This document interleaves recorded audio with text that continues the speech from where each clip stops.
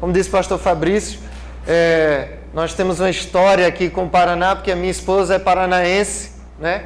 Ali está a minha esposa, Milane, alguns devem conhecer, filha da irmã Noélia, do pastor Sérgio Magalhães, que são aqui do Paraná. E ali está o templo da nossa igreja, da Igreja Batista da Aliança em Resende. Eu vou contar um pouco da história e do testemunho dessa igreja. Mas no ano passado, a campanha de missões nacionais tinha como tema Multiplique, não é isso? Lembram disso?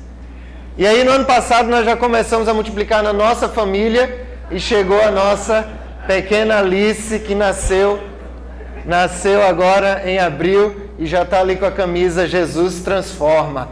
Nós somos missionários dos irmãos e é uma alegria poder servir a Deus através da Igreja Batista da Aliança e sustentado pelas orações e pelas ofertas dos irmãos. Nós somos missionários dos irmãos. Mas nós estamos ali na cidade de Resende e eu cheguei ainda solteiro em junho de 2011. E nós fomos para aquela igreja, uma igreja recém-organizada. Tinha aproximadamente 1 ano e 2 meses quando eu cheguei. E essa igreja foi organizada num projeto espetacular. Por quê? A cidade de Resende está crescendo muito. Ela já tem a Volkswagen, a Nissan, a Peugeot, agora está indo também a Land Rover, está indo também, já tinha a Votorantim, e grandes montadores estão se instalando lá. E alguns irmãos da cidade entraram em contato com a Junta de Missões Nacionais e começaram o projeto desta igreja em um novo bairro onde a cidade está expandindo. E eles compraram 10 terrenos. E a igreja foi organizada. E um pastor missionário voluntário, um pastor da cidade, entrou como voluntário de Missões Nacionais, começou aquela igreja juntamente com esses irmãos. 36 irmãos estavam organizando essa igreja, quando em 9 meses depois de congregação foi organizada com 36 irmãos, aproximadamente 50 pessoas frequentando. Mas com 9 meses de organizada, o líder deixou a igreja, abandonou a igreja, rachou a igreja e a igreja ficou apenas com 13 pessoas. 13 pessoas. E quando eu cheguei lá, alguns cultos, assim ficava o culto no domingo à noite. Às vezes você conseguia que as 13 pessoas estivessem lá. Às vezes não tinha nem 13 pessoas, às vezes chegava a 15 pessoas.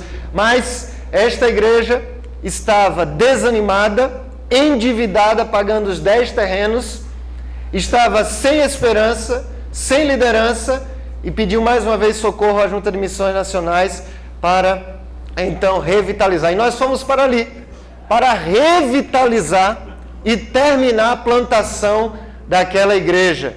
E nós começamos a experimentar os princípios da igreja multiplicadora e efetivamente desde o início do ano de 2012 até hoje. E nós temos experimentado algo maravilhoso de Deus naquela cidade. Eu vou compartilhar com os irmãos. A princípio eu quero dizer, no coração dos irmãos precisa ficar gravado uma coisa. Nós não estamos falando de estrutura, nós não estamos falando de estratégia, nós estamos falando de princípios. E esses princípios fazem a diferença à medida que eles são internalizados na vida das pessoas. Quando nós falamos muito de que precisa se pregar sobre a igreja primitiva, sobre os princípios, cada pessoa tem a sua dificuldade, a sua barreira, os seus desafios na sua cidade, no seu contexto local. Eu estava falando sobre isso e algum pastor disse para mim assim, mas olha, na minha cidade não dá porque o povo não recebe pessoas em casa. Eu disse, pastor, começa a pregar na Bíblia, porque a palavra de Deus vai mostrar a diferença para essa pessoa e o povo vai começar a abrir as casas. É princípio e contra, não é a minha palavra nem a do outro, é a palavra de Deus. Então, para a gente começar, eu queria que vocês abrissem as suas Bíblias. Em Atos capítulo 2, foi citado esse texto, mas a gente vai ler mais uma vez, porque quanto mais ler esse texto, mais admirados nós ficamos com a igreja primitiva. Atos capítulo 2, 42 ao 47 diz assim: E perseveravam na doutrina dos apóstolos e na comunhão, no partir do pão e nas orações, em cada alma havia temor, e muitos prodígios e sinais eram feitos por intermédio dos apóstolos. Todos os que creram estavam juntos, tinham tudo em comum, vendiam as suas propriedades e bens, distribuindo o produto entre todos, à medida que alguém tinha necessidade. Diariamente perseveravam unânimes no templo, partindo pão de casa em casa, e tomavam as suas refeições com alegria e singeleza de coração, louvando a Deus e contando com a simpatia de todo o povo. Enquanto isso, acrescentava-lhes o Senhor dia a dia os que iam sendo salvos. Vamos orar mais uma vez. Deus, diante da Tua preciosa palavra, nós pedimos, Pai, fala mais uma vez ao nosso coração, como o Senhor tem falado, e que nós possamos sair daqui, ó Deus, motivados pelo Teu Espírito Santo, a mudarmos, ó Deus, a realidade da nossa cidade, da nossa nação. Que essa manhã, tarde, esses dias juntos aqui, possa, ó Deus, ser um direcionamento do Senhor para a vida de cada um de nós. É a nossa oração em nome de Jesus. Amém. Eu quero compartilhar um pouco sobre como nós implementamos todos os princípios da Igreja Multiplicadora na nossa igreja e o resultado, o efeito que isso produziu. Mas tudo isso, irmãos, surge em resposta a um coração que não está conformado com a realidade da nossa nação. Um dia desses, eu vim deixar a minha esposa exatamente antes de ir para um congresso em Natal, lá no aeroporto do Galeão, e nós passamos no lugar e eu vi que tinha uma capela no aeroporto do Galeão. Eu e minha esposa entramos lá. E quando nós entramos, tinha apenas uma família. Sabe que família estava lá? Na capela do Galeão? Uma família de muçulmanos. A esposa lá toda caracterizada, o marido falando em árabe e tudo. E eu disse, na única capela que tem aqui, a gente não tem uma família cristã orando. Mas tem uma família muçulmana aqui. Meus irmãos, quando a gente olha para o nosso Brasil, um dia desses eu fui convidado a refletir sobre um seminário que estava tendo próximo à minha cidade, de um tema que tem sido muito abordado, gente cansada de igreja. E eu disse para quem estava falando para mim, ainda bem que não me convidaram, porque se me convidasse eu ia começar assim, não existe gente cansada de igreja, da igreja de Cristo não, existe gente cansada da estrutura que nós criamos dentro da igreja, como o pastor Fabrício acabou de comentar. Mas a realidade na nossa nação, irmãos, é que o terceiro maior grupo religioso do Brasil hoje é de gente fora da igreja. Gente que não quer instituição, os sem religião. 8 milhões de brasileiros, cerca de 8% na verdade da população, que já não quer mais, é gente sem religião. Mas por que isso? Quer dizer, isso nos leva à reflexão do que é que nós estamos fazendo na igreja, que experiência nós temos vivenciado. Quando a gente olha para esse texto, nós encontramos algumas realidades, e eu digo que plantar igreja é uma questão de ser igreja. E ser igreja é uma realidade vivida apenas pelos discípulos de Cristo. Quando a gente olha no Novo Testamento, a gente vai encontrar que dentro ou junto de Jesus sempre havia os discípulos e a multidão. Mas a multidão sempre está ali para se beneficiar, procurando os seus interesses, mas um grupo menor está os discípulos. No nosso ajuntamento também, nós vamos encontrar nos templos das nossas igrejas multidões, e ali também tem os discípulos. E esses discípulos precisam cada dia mais experimentar o que é a igreja, e a multidão precisa ser convidada a se tornar discípulo de Jesus. Quando a gente olha para a experiência dessa igreja, a gente vê algumas marcas que eu digo necessárias, porque, primeiro, a perseverança era uma marca, e você e eu, nós precisamos disso para o que nós vamos experimentar de igreja multiplicadora, porque muitas vezes nós somos acostumados a começar algo e depois parar. A gente começa um novo culto de oração, aí começam as 20 pessoas no primeiro encontro, e depois vai 15, depois vai 10, e depois só termina o pastor e um diácono. Nós precisamos perseverar, porque a perseverança é uma marca da igreja primitiva.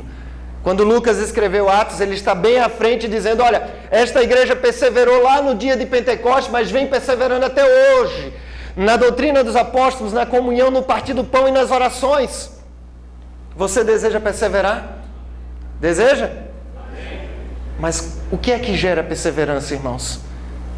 Quando a gente olha para o texto de Romanos 5, de 1 a 5, nós vamos encontrar o apóstolo Paulo dizendo que não somente isso, mas nos gloriamos nas próprias tribulações, sabendo que a tribulação produz a perseverança.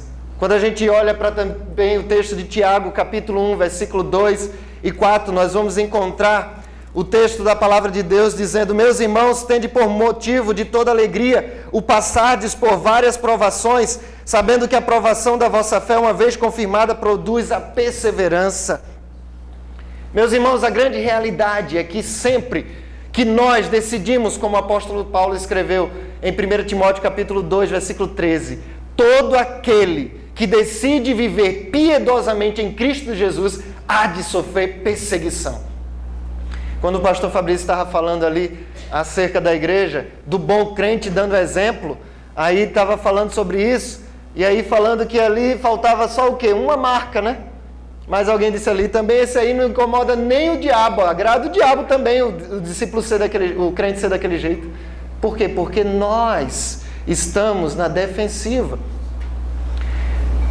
Certa vez eu fiquei pensando acerca do Brasil, será que nós somos aceitos como evangélicos no Brasil porque de fato o Brasil é aberto para o evangelho de Jesus, ou porque nós estamos um pouco acanhados e não estamos confrontando aquilo que de fato precisa ser confrontado na nossa nação? Basta olhar para a realidade do Brasil, a gente vai ver que nós estamos muito acanhados. Então, quando nós decidimos ir às ruas, de fato, transformar pessoas em discípulos, vai começar a perseguição. Há muita gente lá na igreja, pastor, vamos orar porque as coisas estão ficando desafiadoras na nossa família. E a gente continua orando uns pelos outros, porque quanto mais pessoas começam a fazer novos discípulos, mais desafios são encontrados. Mas aí, quando nós somos perseguidos, nós assumimos verdadeiramente a postura do discípulo de Jesus, de se prostrar e dizer: Deus, nós dependemos do Senhor, ajuda-nos, Pai. A perseverança era a marca da igreja, a doutrina dos apóstolos, a comunhão, o partir do pão, a oração, o temor, a agenda e o crescimento natural. A agenda da igreja era uma marca, porque todos os dias, no templo e de casa em casa, a igreja era igreja, como foi apresentado aqui pelo pastor Fabrício. Mas como é que nós trabalhamos então a oração na vida da nossa igreja, a Igreja Batista da Aliança em Resende? Se nós queremos aplicar o princípio da igreja, eu entendi lendo esse texto de Lucas 11, 1 e 2, e eu convido os irmãos a lerem comigo, vamos juntos? De uma feita, estava Jesus orando em certo lugar. Quando terminou, um dos seus discípulos lhe pediu: Senhor, ensina-nos a orar, como também João ensinou aos seus discípulos. Então ele os ensinou. Eu tenho aprendido que a oração é ensinável. A oração é ensinável. E nós ensinamos à igreja a oração do início, meio e fim. A oração do início do culto, do meio do culto e do fim do culto. E aí o povo ora agradecendo para começar o culto, ora agradecendo pelas ofertas e ora agradecendo pelo culto e pedindo a Deus pela semana. E nós temos um povo, uma geração que tem orado pouco, que não sabe interceder, que não sabe permanecer orando, intercedendo, clamando. A gente olha para a igreja primitiva e vê que a primeira marca da igreja primitiva, o primeiro movimento da igreja primitiva foi a perseverança na oração. Em Atos capítulo 1, versículo 14, o texto da palavra de Deus diz: e unidos todos se dedicavam à oração, juntamente com as mulheres, com Maria, mãe de Jesus, e com os irmãos dele. Os nossos membros da igreja vão orar em casa, e eles começam a orar, e oram bastante. Quando eles oram, já passou 5 minutos, e foi todos os pedidos. Meus irmãos, se nós queremos fazer sim a diferença na nossa nação, criar um movimento transformador de vidas no Brasil, experimentar de fato um avivamento, nós precisamos ensinar o nosso povo a orar. Eu estava pedindo a Deus que levantasse um líder de oração na nossa igreja. E aí, enquanto eu estava pedindo a Deus, Deus colocou no meu coração: forme um líder de oração. E Deus mandou para lá um membro da igreja que estava afastado depois daquela divisão. e ele foi para outra cidade de São Paulo, depois retornou para o Rio de Janeiro, para Resende, e Deus colocou no meu coração de treinar ele, e ele estava sem emprego. Ele voltou certo de que iria conseguir um emprego por conta das montadoras lá em Resende. Eu disse, fulano, Almir o nome dele, Almir, vamos começar um desafio de oração.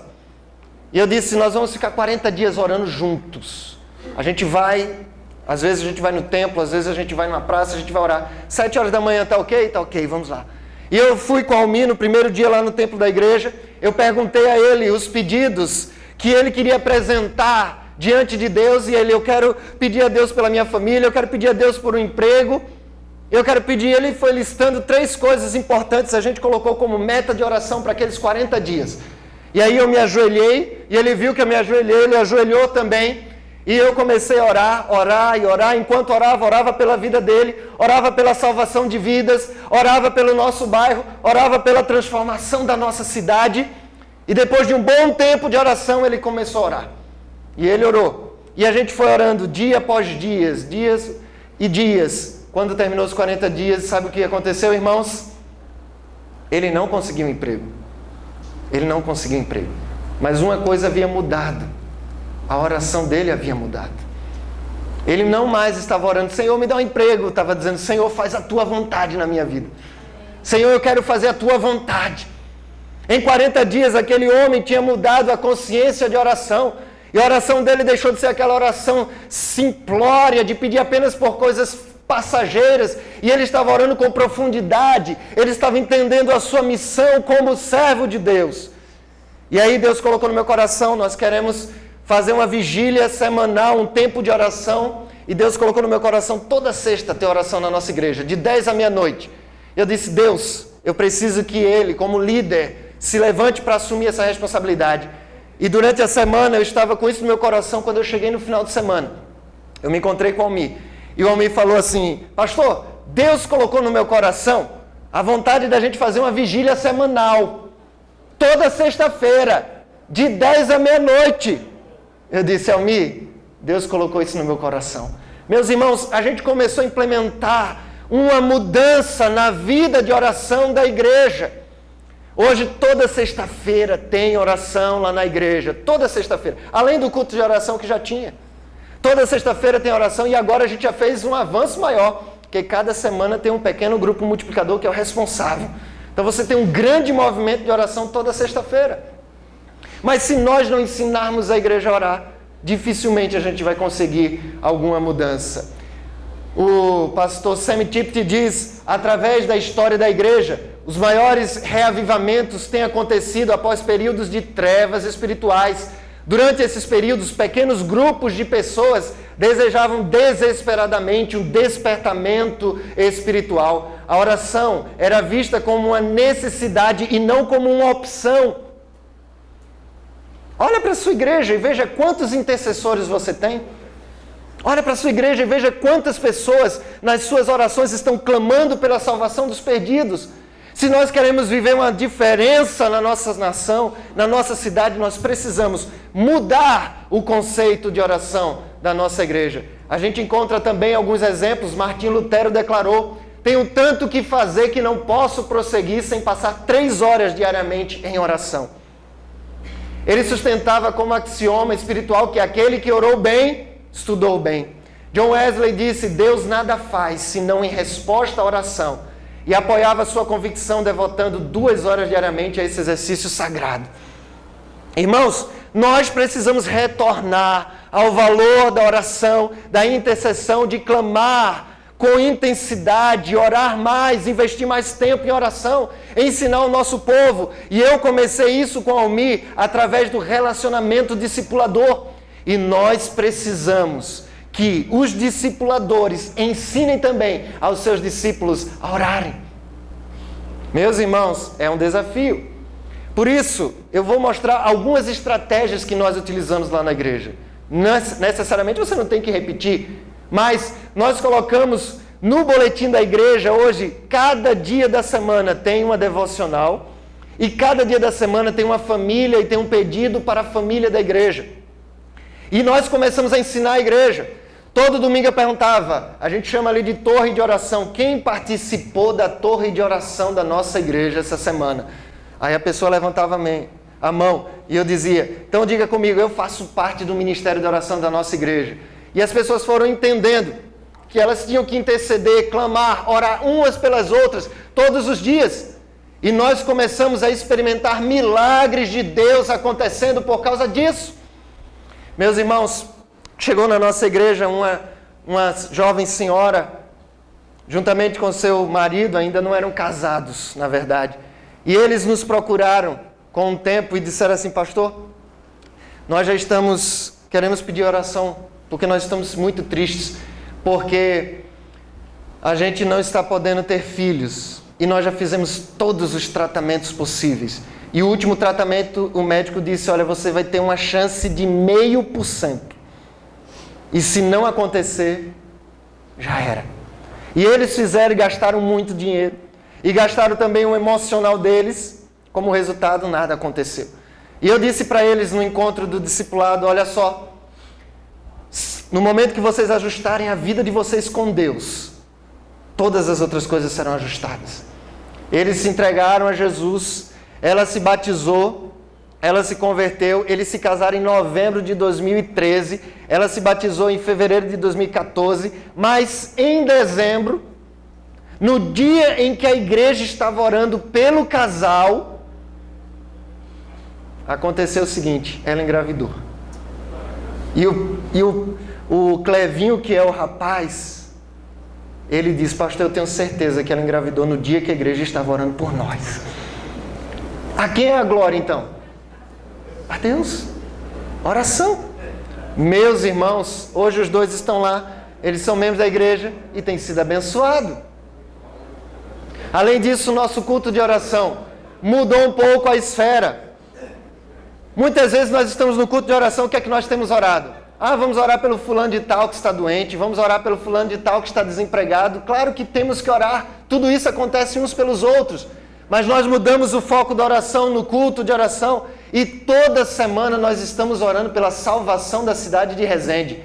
O nosso pedido lá, semanal, é que nós queremos ser a cidade com o maior número de discípulos do estado do Rio de Janeiro. E nós temos ensinado a igreja que nós precisamos orar pelos perdidos. Oramos bairro por bairro. Estamos orando e vamos orar. E cada um deles que já tem um PGM aparece ali do lado, lá nos pedidos de oração da igreja, mas o que não tem é alvo de oração. Temos alguns condomínios fechados que a gente coloca lá, nós queremos uma família ali dentro para começar um pequeno grupo multiplicador. Temos orado pela salvação dos perdidos. E as pessoas agora não só no culto de terça-feira oram, mas no domingo, quando estão orando no meio do culto, estão orando pela salvação dos perdidos. Por quê? Porque intencionalmente nós estamos ensinando a igreja que muito mais importante do que a gente estar pensando apenas nas coisas materiais é pensar na salvação de vidas, naquilo que a gente pode fazer pelas pessoas. Temos orado pelas famílias pastorais de Resende, orado intensamente por cada líder, por cada hospedeiro de cada um dos pequenos grupos. Temos orado por um projeto que nós temos 2 pequenos grupos multiplicadores no distrito de Resende, chamado Alto da Serra, e a gente vai, então, ensinando a igreja a orar. Além disso, no próprio roteiro do pequeno grupo multiplicador, ali é um momento de compartilhar pedido, e Deus tem feito muitos milagres a partir disso. Logo, todo dia na nossa igreja é dia de oração. Culto de oração, nos pequenos grupos multiplicadores, nas vigílias semanais, intercessão antes dos cultos dominicais, 1 hora antes do culto tem gente orando, intercessão nos cultos dominicais, na convocação solene, nas caminhadas de oração, convocação solene, pastor Silvado, essa aqui eu aprendi com o senhor, viu? Na sua igreja. A gente fez um domingo inteiro de oração, começando de 9 da manhã até 9 da noite. E a nossa próxima convocação é uma por semestre. O próximo vai acontecer agora no mês de outubro. Foi espetacular. A experiência da igreja passar o domingo inteiro, alguns de jejum de 9 da manhã até 9 da noite, e orando, e clamando, e buscando a Deus, e se consagrando. Nós precisamos buscar a Deus, porque somente Ele pode fazer a mudança da nossa cidade.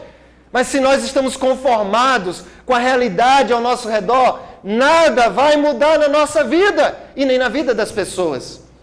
Meus irmãos, precisamos ter a intencionalidade em mudar a nossa oração. Como eu disse, chegamos lá em Resende, tinha apenas 13 pessoas. E nós começamos a cicatrizar as feridas daquelas pessoas que estavam doentes. E começamos a cuidar das pessoas por meio do relacionamento discipulador. O discipulado. Eu discipulando alguns homens, 3 homens, e minha esposa 3 mulheres. E assim nós começamos. E hoje nós temos uma rede de discipulado que está aqui, começando comigo, uma cadeia, uma teia. E aqui são os homens que estão um discipulando e alcançando o outro. E tem mais gente aqui que já está desatualizada essa teia aqui. Aqui está das mulheres, muito maior, né? Aqui também eu tenho um casal de diáconos que já está começando também a discipular. Meus irmãos, em síntese, hoje a igreja tem 87 membros. A gente saiu dos 13 para 87. Tem em torno de 180 pessoas frequentando a igreja. E a gente tem cerca de 80 pessoas sendo discipuladas semanalmente. Deixa eu contar um exemplo. Eu não sei se eu vou conseguir. Será que a gente vai conseguir o áudio aqui agora? Um exemplo de algo que aconteceu. Nós já estamos na 6ª geração. Eu discipulando a pessoa, na verdade, minha esposa discipulando a Juliana, que discipula a Priscila, que discipula a Jéssica, que discipula a Carol. Carol chegou na nossa igreja, se converteu, se batizou em poucos meses, já é líder de PGM, e olha o que a Carol fez quando ela conheceu uma visitante que foi na nossa igreja. Ela marcou um encontro e disse, olha, eu vou te acompanhar, eu vou cuidar de você. E aí no primeiro encontro, olha o que aconteceu. Vamos ver se vai sair o áudio aqui. Tá saindo aí?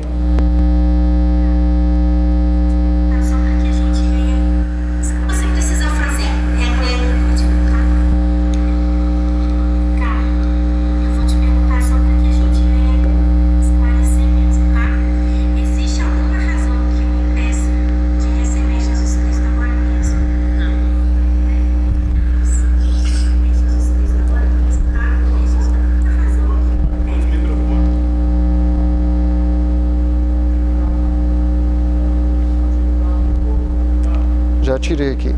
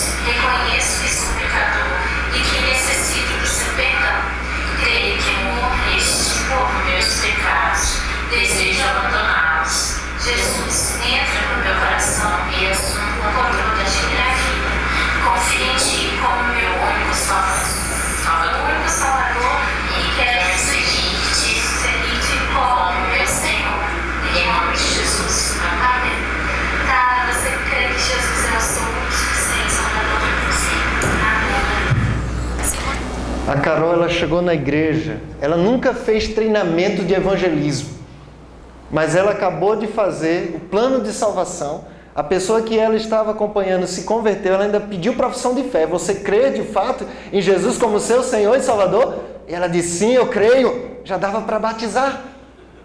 A verdade é que ela chegou na igreja experimentando o que é ser cuidado, o que é ser discipulado, e ela entendeu que ela tinha que fazer novos discípulos. A Carol não tem nem 1 ano e meio de crente e já está discipulando e levando gente para Jesus.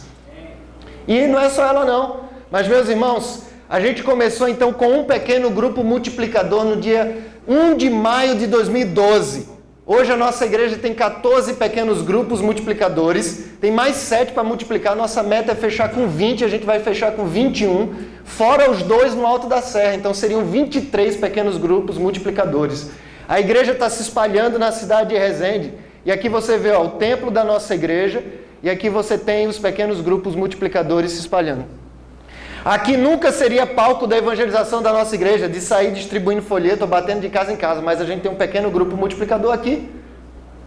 E aí eu vou mostrar algumas fotos. Esse aqui foi o primeiro, Gênesis, o Fortaleza, o Emanuel, o Semear, Nova Aliança, o Josué, o Tim Garotos.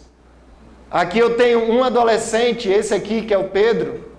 Cadê? Esse aqui que é o Pedro, que está discipulando o Tiago, que está discipulando o Kaique, que está aqui atrás, e está discipulando o Gustavo. Esses meninos vão se batizar, e é o Pedro que está preparando eles para o batismo. Pedro é discipulado e ele está discipulando eles. A gente tem aqui o pequeno grupo de crianças, junior, tem um outro pedacinho do céu que eu não coloquei aqui, Leão de Judá, e aqui tem um encontro de toda a igreja. Essa aqui é a Carol. A Carol, por que ela se converteu? Ela começou aí no pequeno grupo multiplicador que começou do lado da sua casa.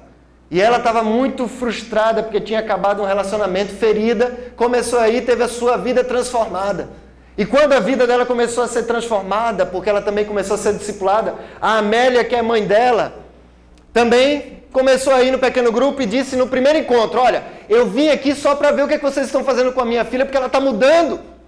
Mas eu sou católica, apostólica, romana, e não pense que eu vou mudar de igreja. Foi a primeira coisa que ela disse no encontro. Resultado, ela também se converteu e se batizou no mesmo dia da filha.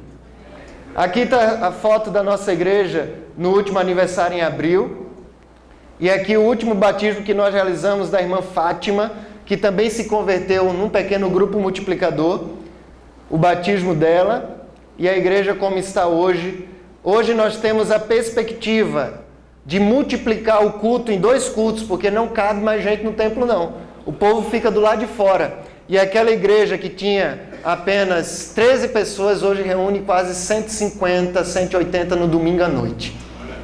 E a gente quer multiplicar o culto. Mas, meus irmãos, tudo isso é experimentando os princípios. Hoje a gente já tem uma teia de supervisão, um supervisor para cada 4 pequenos grupos multiplicadores.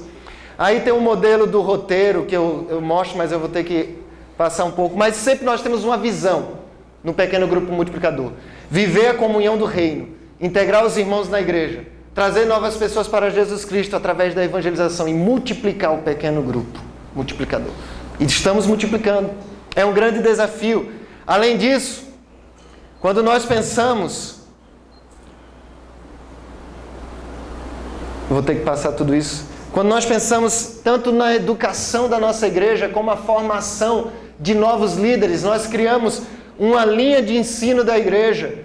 Hoje, a Junta também já tem elaborado um plano de ensino para a gente formar líderes.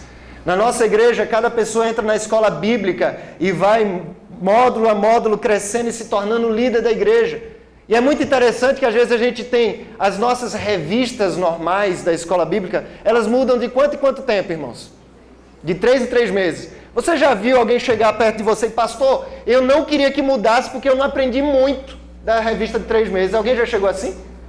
A gente muda e ninguém se preocupa. Quando a gente mudou para módulos, tendo formatura, teve gente que disse, pastor, eu não quero me formar, eu quero fazer um módulo novamente porque eu não aprendi. Muda o conceito. Meu pastor lá de Pernambuco, ele já dizia, o crente estuda na escola bíblica dominical e nunca se forma. E a gente vê a EBD, a escola bíblica, esvaziando e não sabe, porque o povo quer ter propósito também. Precisamos mudar? Precisamos, urgentemente, para formar líderes. Eu quero dar o último exemplo na formação de líderes, entendendo que a chave para o futuro da igreja é um ministério que outros, que não nós poderemos treinar, eles vão fazer. Outros e não nós. O desenvolvimento de liderança é o fator determinante para o máximo impacto.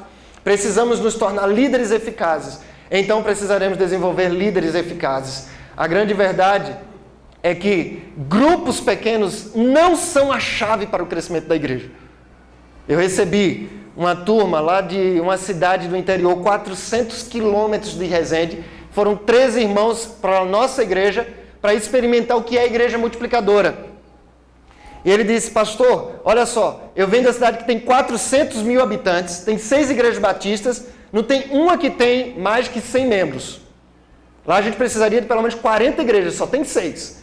Um pastor foi lá e dividiu a igreja toda em 10 pequenos grupos. Pegou todo mundo que tinha e dividiu em 10. Mas ele está frustrado porque não está multiplicando. O resultado, o crescimento não é o fato de ter pequenos grupos. Aqui está dizendo, olha, grupos pequenos vêm e vão. Eles surgem e desaparecem. A menos que os membros dos grupos pequenos se convertam em líderes de grupos pequenos, pouco fruto duradouro vai permanecer. Ou seja, não é só ter pequenos grupos, é formar líderes, é experimentar os princípios da igreja primitiva.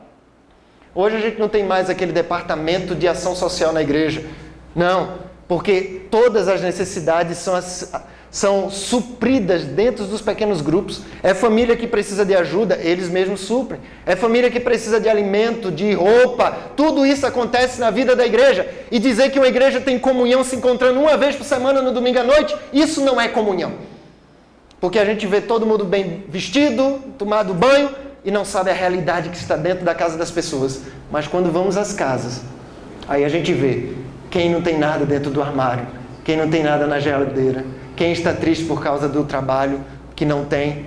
E aí a gente começa a experimentar um outro nível de comunhão na igreja. Como resultado, irmãos, esse grupo que veio de uma cidade de São Paulo, 13 irmãos, chegando lá na nossa igreja, essa igreja que veio de São Paulo, a estrutura física, o templo é muito maior. E um dos irmãos que foi nessa caravana testemunhou no domingo de manhã dizendo assim, pastor, quando eu cheguei aqui que vi o templo, ele disse assim, é essa igreja de Resende que a gente veio conhecer? Ele saiu de uma igreja que o templo tem até galeria. Tem uma quantidade assim de membros. Aí chegou em Resende e ele disse no domingo de manhã, essas foram as palavras. Eu cheguei aqui e olhei, é essa igreja que nós vamos conhecer? Mas enquanto eu experimentei a vida da igreja de vocês, aí eu conheci o que era uma igreja. O pastor dessa igreja colocou na rede Multiplique, uma rede de líderes, ele colocou assim, a igreja registrada em Atos 2, 42 a 47 existe. Eu estive nela nesse final de semana. Igreja Batista da Aliança em Resende. Sabe o que significa isso, irmãos? Nós não fizemos um esforço para mostrar que a gente era igreja primitiva. A gente só viveu igreja. Irmãos, as pessoas precisam chegar até nós e sentir o que é a igreja do Senhor Jesus Cristo, a noiva de Cristo, o melhor lugar do mundo, o melhor grupo de pessoas, porque nós somos a igreja do Senhor Jesus Cristo. Que Deus nos use e nos abençoe para a gente transformar a nossa nação, porque nós amamos o Brasil e queremos ser bênção para a nossa nação. Amém, irmãos? Que Deus nos abençoe. Normalmente me fazem esse negócio de igreja multiplicadora funciona como uma igreja pequena? Já ouviu essa pergunta? Eu acho que está respondido. Funciona. A outra pergunta é, esse negócio de igreja multiplicadora funciona numa cidade com poucos habitantes? Funciona também, gente. Funciona. Porque na realidade são princípios bíblicos e que são eternos. O que você tem que descobrir é como eu vou aplicar esses princípios bíblicos lá com o meu povo, lá com essas pessoas que Deus colocou sob a minha liderança. Esse é o grande desafio. O Espírito Santo vai dirigir você. Vamos orar agradecendo a Deus pela palavra de Rosa. Deus amado, muito obrigado, porque o Senhor aqueceu os nossos corações. Amém, Jesus. O testemunho do teu filho, com palavras de tanto encorajamento. Te louvamos porque o Senhor tem dado ousadia, o Senhor tem dado amor pela tua obra, ele, a sua esposa. Deus, continua, Senhor, usando suas vidas para que haja honra e glória do teu nome. Amém, Jesus. Abençoa a obra nas mãos do teu filho, Senhor.